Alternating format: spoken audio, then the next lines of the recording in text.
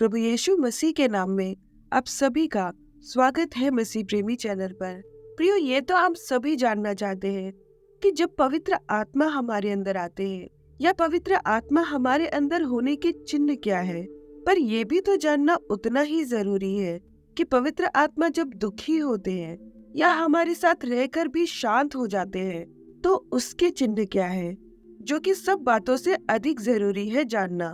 प्रियो, जो 5 चिन्ह मैं आपको बताने जा रही हूँ, अगर वो आपको अपने जीवन में दिखने लगे तो ये सबसे ज्यादा डराने वाली बात है, क्योंकि सबसे अधिक डराने वाली बात मसीहियों के जीवन में दुष्ट आत्माएं, श्राप या जादू टोना नहीं, बल्कि ये है कि पवित्र आत्मा आपके साथ होकर भी आप जो कर रहे हैं उससे नाखुश हो, दुखी हो। पवित्र आत्मा आपके गलत करने पर दरवाजा पटक के बाहर नहीं चले जाते हैं या चिल्लाते नहीं हैं जैसे कि आमतौर पर मनुष्य करते हैं, बल्कि जब उन्हें कोई दुखी करता है तो वो बस दुखी होते हैं, शोकित होते हैं, और तबाही बाहर दिखने के बहुत पहले ही आपके अंदर चीजें बदलने लगती है। अगर आपने जान लिया कि वो क्या चिन्ह है जो ये दर्शाते हैं कि पवित्र आत्मा आपसे शोकित है, तो जितना जल्दी हो सकता है आप लौट सकते हैं, संबंध सुधार सकते हैं, इसके पहले कि बहुत देर हो जाए।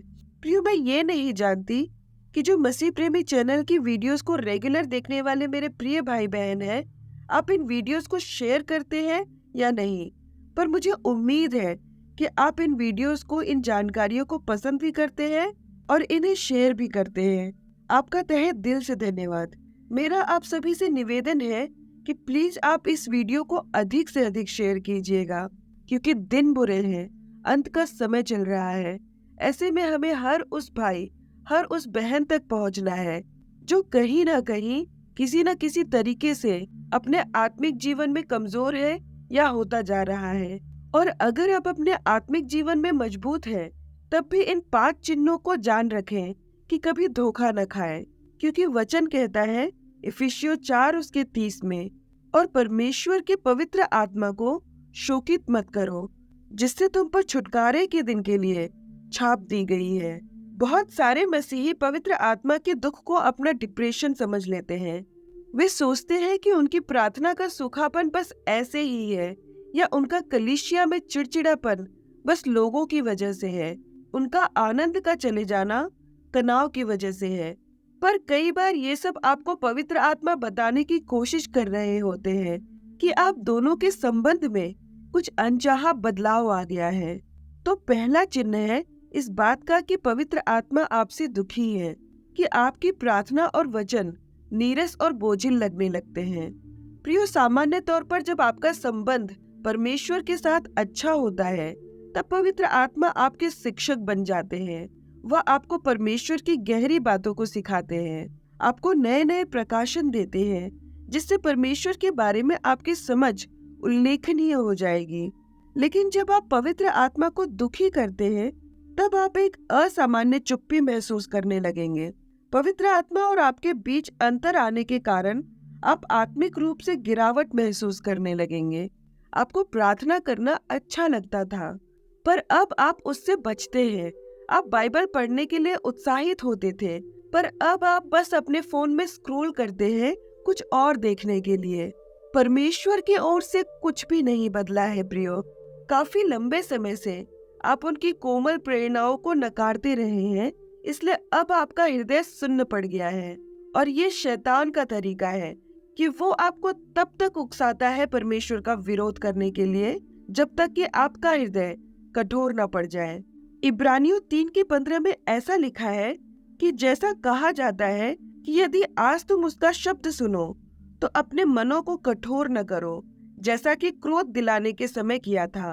प्रियो, कठोर हृदय पवित्र आत्मा की आवाज को अनसुना कर देता है, और जब पवित्र आत्मा दुखी होते हैं, तब आत्मिक बातों के प्रति आपकी भूख कम हो जाती है।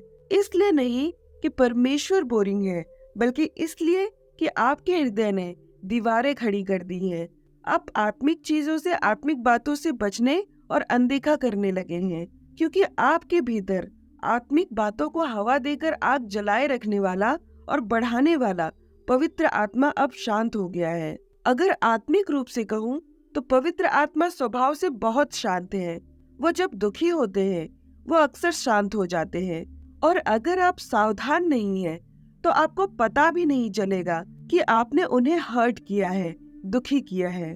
पवित्र आत्मा आपसे वाद विवाद नहीं करते, बस शांत होकर आपको एहसास दिलाते रहेंगे कि आपने क्या किया है, जब तक कि आप खुद समझ न जाएं।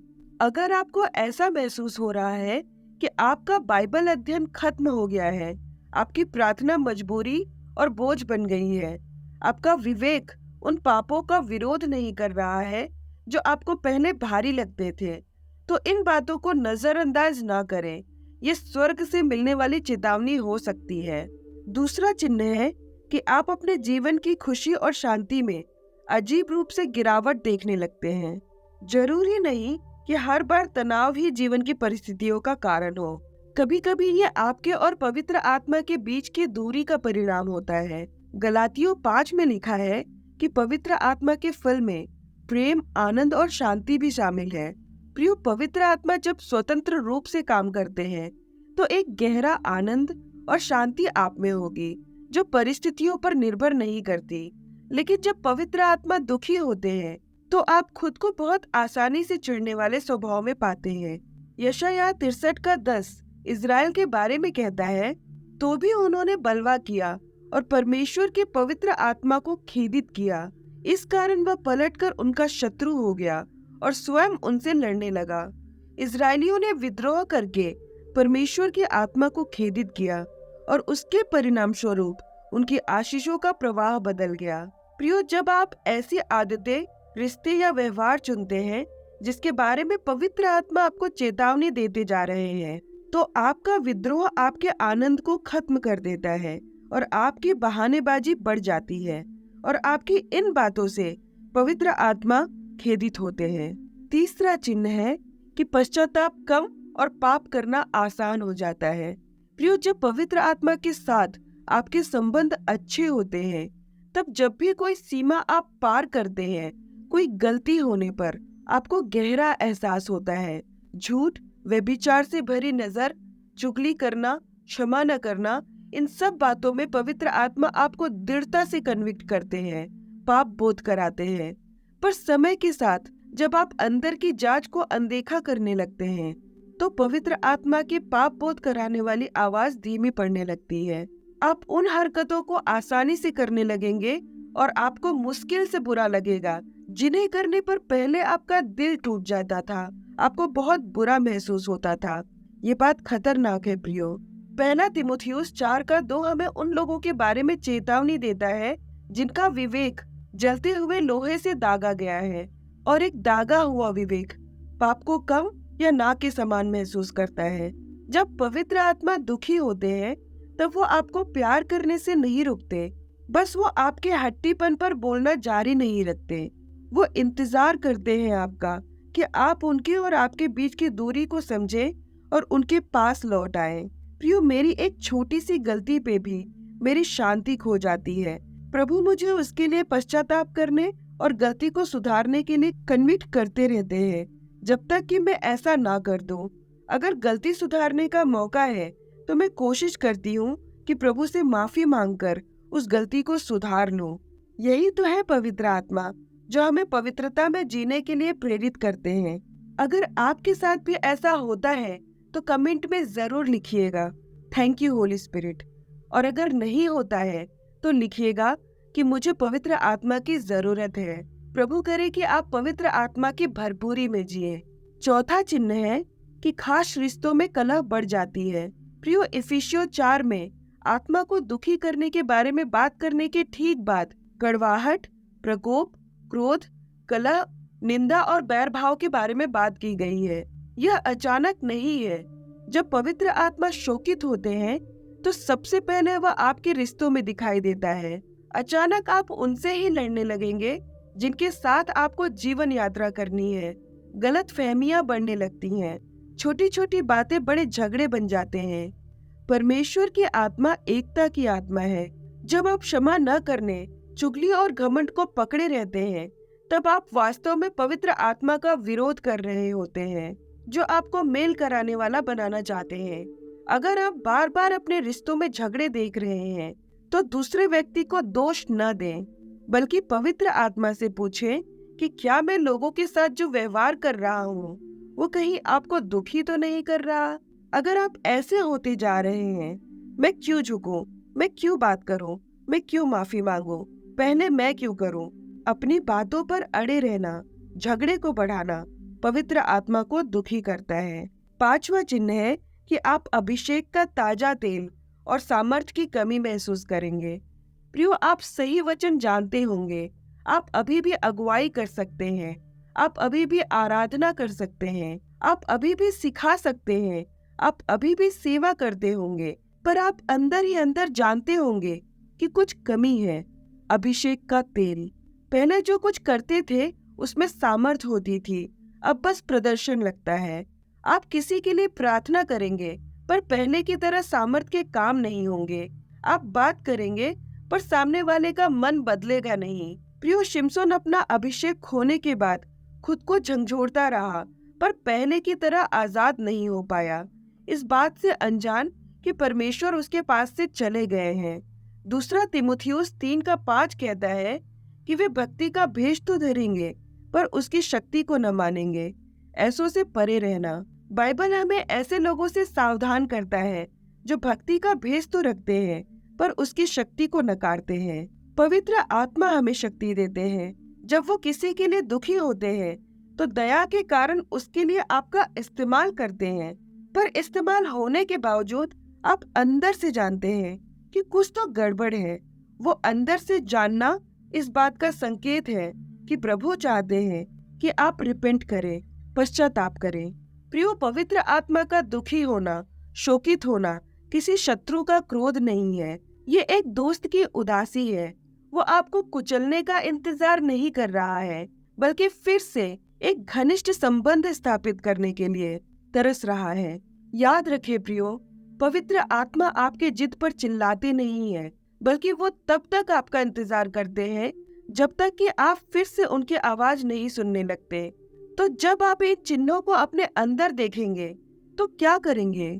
रन टू हिम, उसके पास दौड़ जाएं, उससे दूर नहीं, उसके पास भाग कर जाएं, उससे छुपे नहीं, ईमानदारी से कबूल करें कि पवित्र आत्मा, मुझे माफ कीजिए कि मैं आपको अनदेखा अनसुना कर रहा था।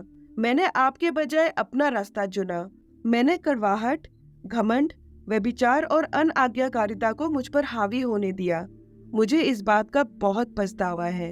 और प्रियो, 1 यूहन्ना अध्याय 1:9 ये वादा करता है कि यदि हम अपने पापों को मान लें, तो वह हमारे पापों को क्षमा करने और हमें सब अधर्म से शुद्ध करने में विश्वास योग्य और धर्मी है।